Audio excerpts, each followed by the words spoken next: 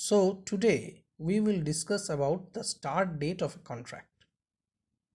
So what is start date? The start date is typically the date. The effective date can be used to send notifications to the business that the contract is in force. Normally, it is the date on which the parties to the contract enter into the contract and make them binding to it. So normally it is a straightforward date and is usually noted in the top of the first page like this contract is effective as of the 25th day of April 2020 dot dot dot. So can effective date be relative? Yes, the effective date can also be relative. For example, this agreement shall be effective upon the date it is fully executed by both parties, or this agreement shall be effective on the date the last party puts its signature to it.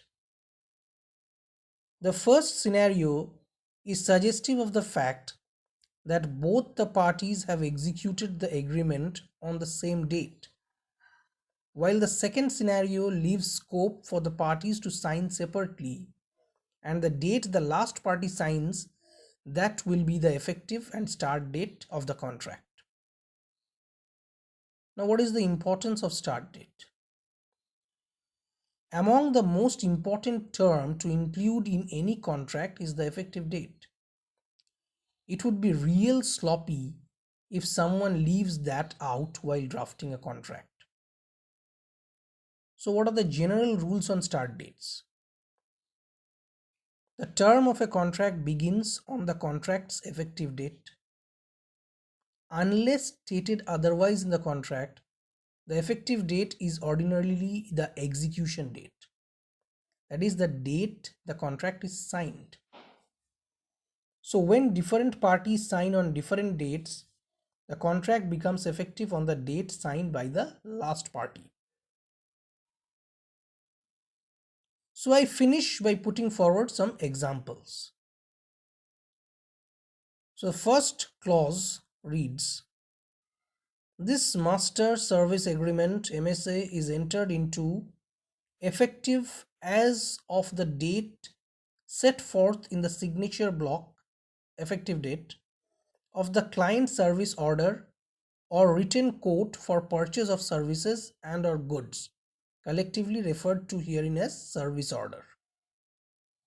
So this is an example of a conditional start date where the effective date of the MSA is the date of the service order or is the date when the service order is signed. Next is this mortgage loan purchase agreement, the agreement dated. So this is a straightforward one where the effective date is clearly mentioned at the beginning. They don't have the word effective written, but is normally backed by the words to be signed by their respective officers thereunto duly authorized as of the date first above written. So is normally backed by these words in the signature page, which makes it clear that the date first written at the top of the agreement is the effective date for the contract. Another example is master agreement dated as of, that's it. So this is another straight one, but also does not use the word effective. So for confirmation purposes, the signature page becomes very important. For this one, the signature page reads as, the parties have executed this document on the respective date specified below with effect from the date specified on the first page of this document. So the language clearly differentiates the signature dates and the effective date for this agreement and notes that the signature date is not the effective date in this case. So I sincerely hope there is something to take from this video. I will come up next time with another important clause. If you have any question or feedback about anything, feel free to contact me. Till then, thank you.